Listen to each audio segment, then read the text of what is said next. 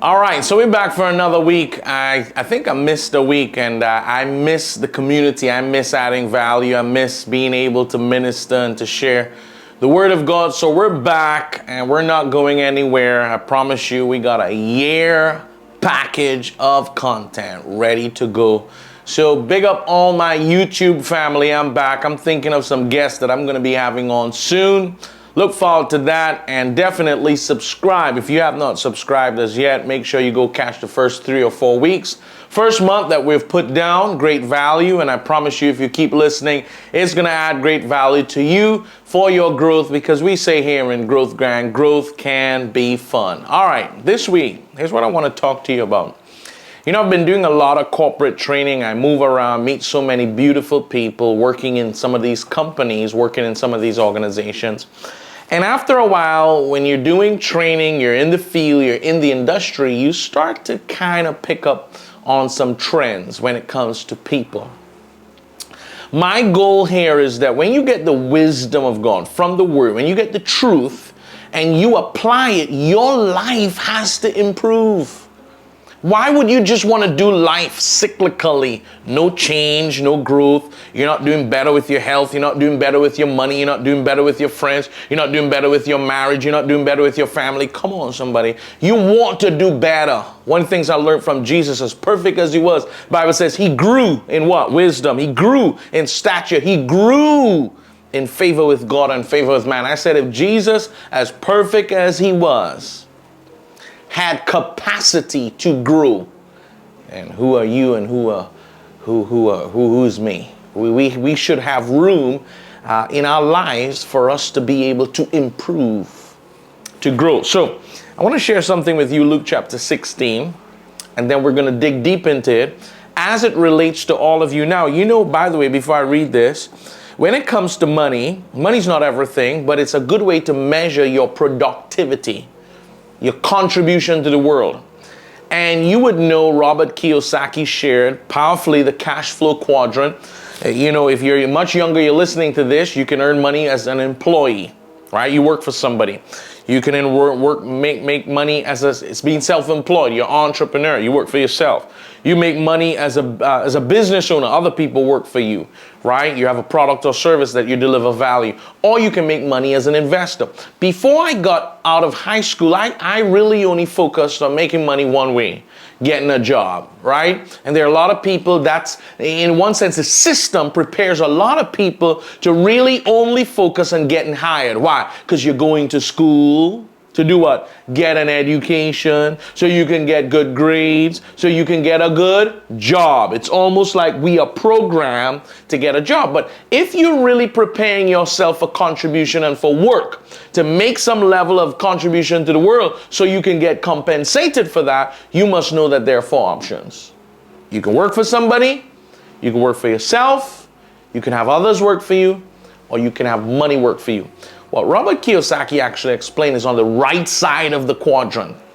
Being a business owner and having money work for you, you want to start on the left side, but you want to be able to have a business, be a business owner. You want to also be able to get to the place where money can work for you, where you do not have to work for money for the rest of your life. All right, so we're going to go into Luke chapter 16, and it's the picture of somebody who works for somebody. They're a steward. They're hired by a manager. And there's a question that he asks himself that I want to make the heart of what I share with you today. Listen to what he says. Luke chapter 16, Jesus told this story to his disciples. There was a certain rich man who had a manager handling his affairs. One day a report came that the manager was wasting his employer's goods, money. So the employer called him and said, "What is this I hear about you? Get your report in order, because you are going to be fired." 3, the manager thought to himself, "Now what? My boss has fired me. I don't have the strength to dig ditches. I am too proud to beg. I know how to ensure that I'll have plenty of friends who will give me a home when I'm fired." I'm going to press pause there. There's more to the story. Now, I want you to understand this. If you are in the workplace, you're an employee right now, You are hired by somebody, you have a boss, you have a manager, you're part of an organization. Let me say this to you, and I'm gonna use a lot of what the Bible teaches about the body. And I gotta remind a lot of you that when you're part of an organization, it's like you're a part of a body. The entire body has functions happening, and the body will accomplish goals, just like an organization will accomplish goals. Now, let me say this to you. What I've seen, and this is my first point, what I've seen with a lot of people is that as a part, they don't know their value. Look what he's saying.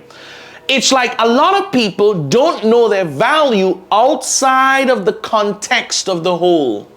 That means if the nose does not have a place in the body, the nose does not know its value for smelling. That is how you get lost in the big context, and that's how you will stay in a workplace where you're not highly compensated, where you're not valued, and where you're not appreciated. Why? Because you first do not understand your own value. Can I say this to you? Just as much as the nose needs the body needs the nose. What does that mean? You know, sometimes we get hired and we're like, oh my gosh, I got a job. I have a way to pay my bills. I have a way to grow. I have a way to make money at the end of the month. But let me say this to you. A lot of people lose the sense of who they are, their own value, their worth. Why? Because when they get hired by the big context, it almost gets to the point where they start to believe, I don't have value without this company. I don't have value without this organization. Can I say this to you? As much as they can hire and they can fire, when you know who you are, you let the company and organization know that they need you as much as you need them.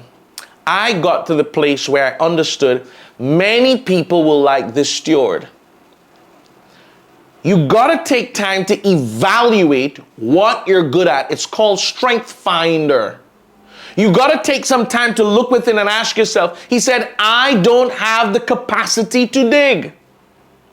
I am too proud to beg. What he's doing is, he's looking at himself in the mirror and he's doing a SWOT analysis. When last did you evaluate what you're good at? When last did you look yourself in the mirror and say, this is what I'm good at, this is what I'm mediocre at, and this is definitely what I'm poor at? You don't want to be employed in a place that you are there not knowing what you're good at. Let me say this to you. Good is the enemy of the best. Good is the enemy of the best. Luke, how does that apply? You will stay in a good place, but never get to the best place for you because you have not evaluated, where do I bring the most value? Where can I bring the best value? Where will I be so honored and appreciated for the things that I'm strong at, that I can change the quality of my life if I'm the right person in the right place doing the right things? So what did he say? He said, I can't dig. I don't want to be in a context where they are employing me to dig. I don't have that ability. Can I say this to you? A lot of you have been in a place where you're controlled by your paycheck. You know you can't dig, but because they were offering a job for somebody to dig, you say, I could do it. But here's the question, should I do it? You could, but should you? Can I say this to you? You got to prioritize your actions.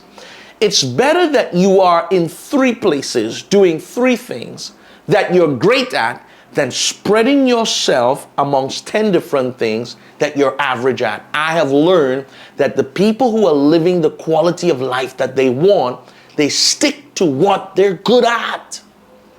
Ask yourself, what are my strengths? Where do I create the greatest results? Where do I get the greatest reward?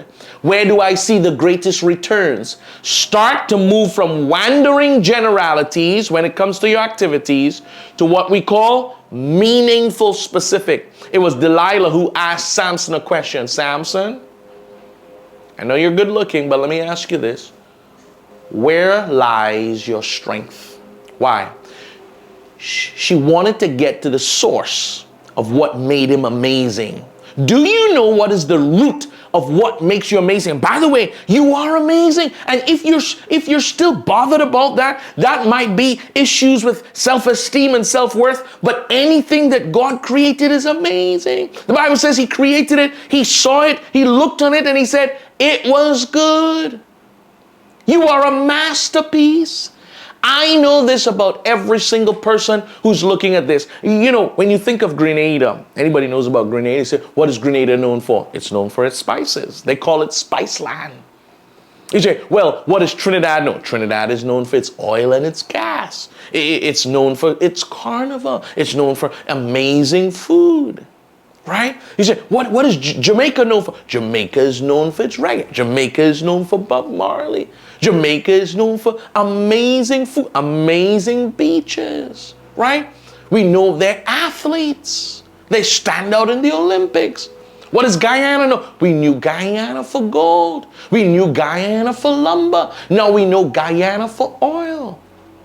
And you would realize that what God has given every country, he's given them resources. They didn't put the resources there. He put the resources. They call them natural resources. And these countries build their economies by discovering, developing, and deploying these resources.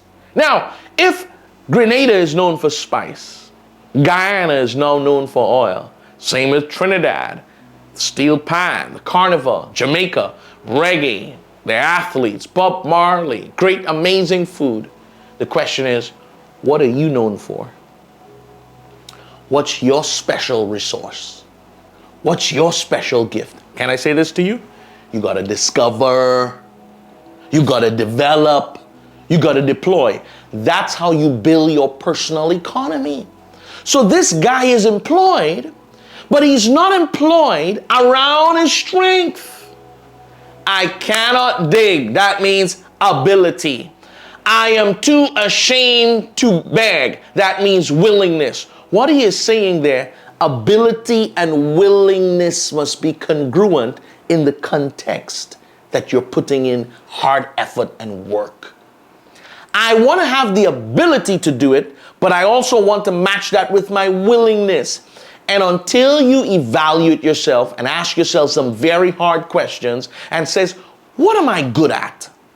What am I mediocre? And let me say this to you, you got to be humble to receive feedback, especially from those who can tell you the truth and tell you in love. Folks, let me tell you this.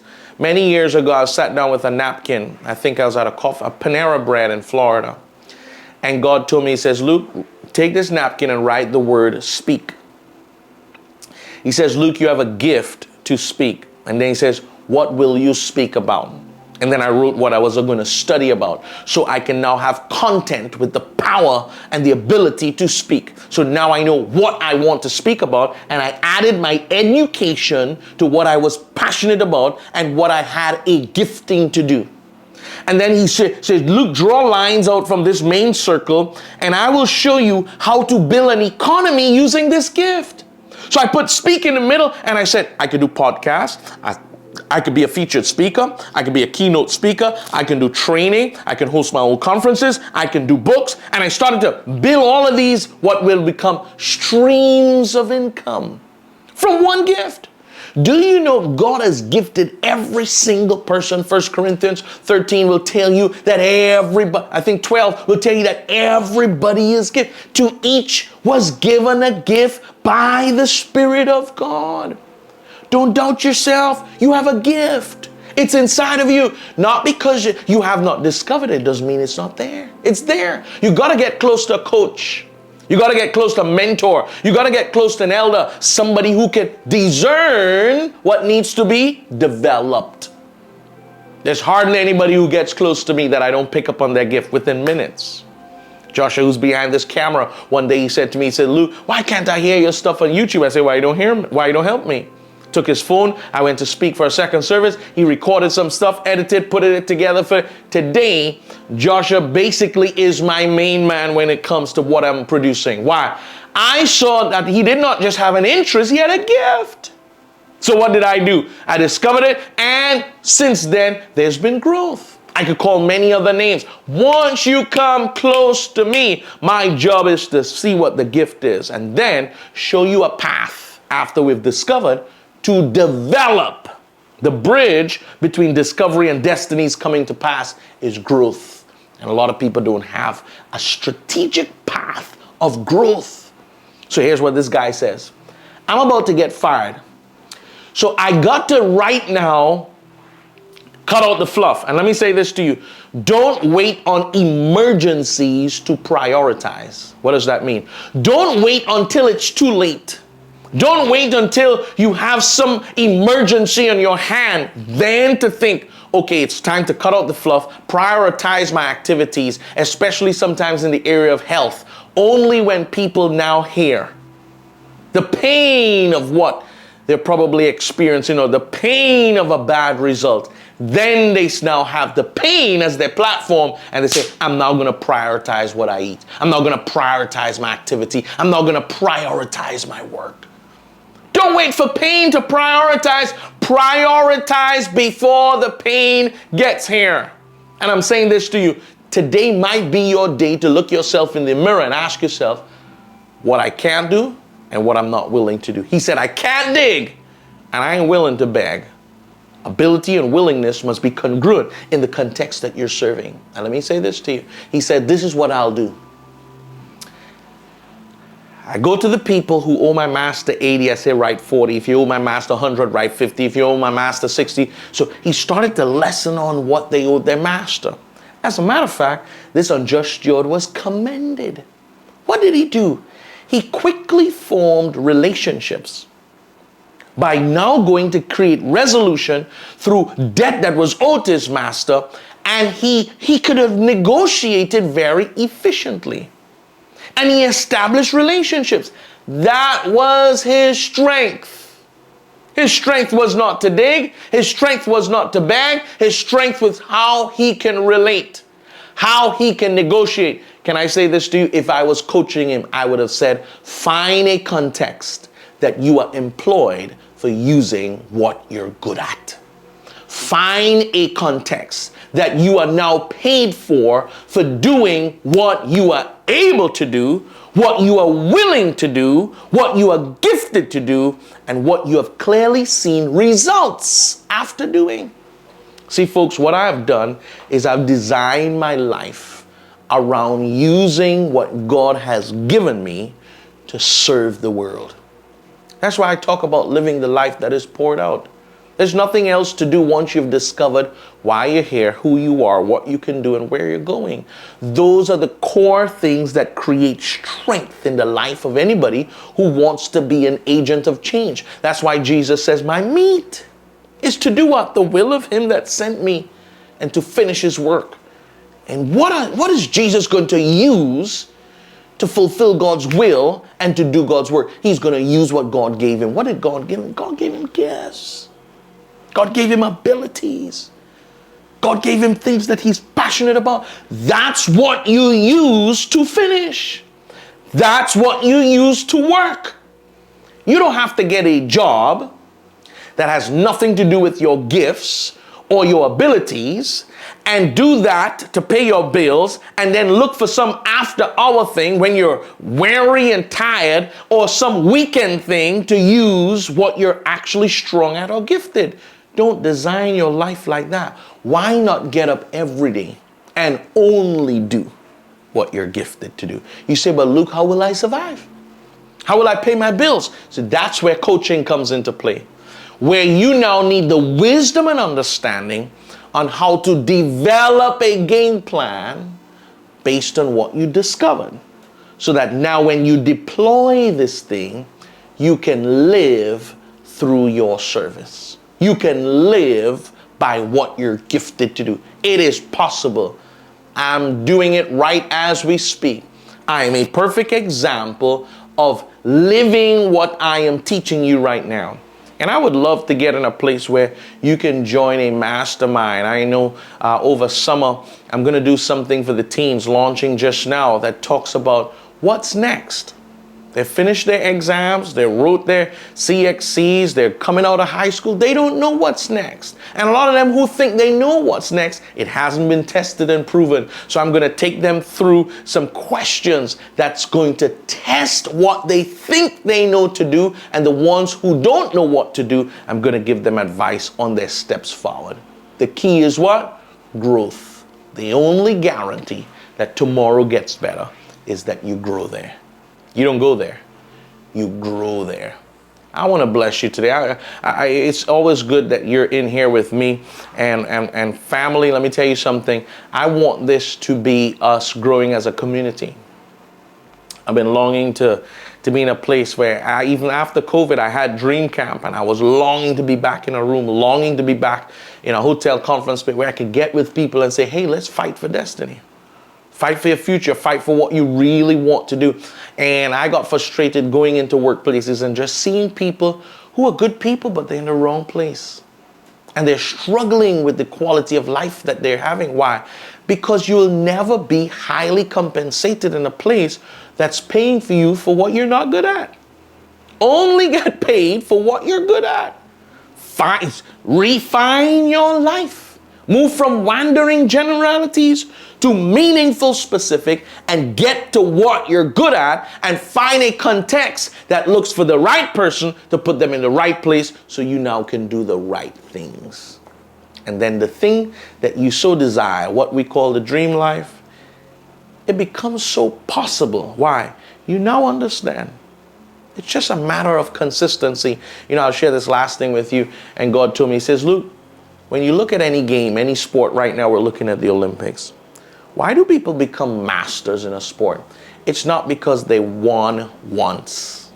And God told me, He says, Luke, you've hit the target, but you have not hit the target enough. What does that mean? Hit it again and again and again and again. If it's in golf, get the ball in the hole. Get the ball in the hole. Win the game. And how many times to do? Again. Again. Win another game. If you're in basketball, shoot again. Get the ball in the bucket again. Again. Again. Again. Again. If it's a baseball, how many times you got to hit that before he becomes a master batter? Again and again. And God says a lot of people don't get to that place where they get the freedom to design the life they want because they have not hit their targets enough. You got to keep hitting it. You can't do it once. You got to do it again and again and again and again and again and again. It's a type of faith, a no quit attitude that you can keep doing this thing again and again and again and again. And that's what I want to encourage you. When you find your place, it's a matter of consistency and patience and steadfastness and not quitting. So you can live your life moving from peak to peak, glory to glory. I pray that God blesses you. I want to encourage you to live a life that's completely poured out, where in this space we're going to continue helping you to grow, where you move from leaders, followers to leaders, leaders to leaders of leaders, and leaders of leaders to agents of change. God bless you and have a great day. Bye-bye.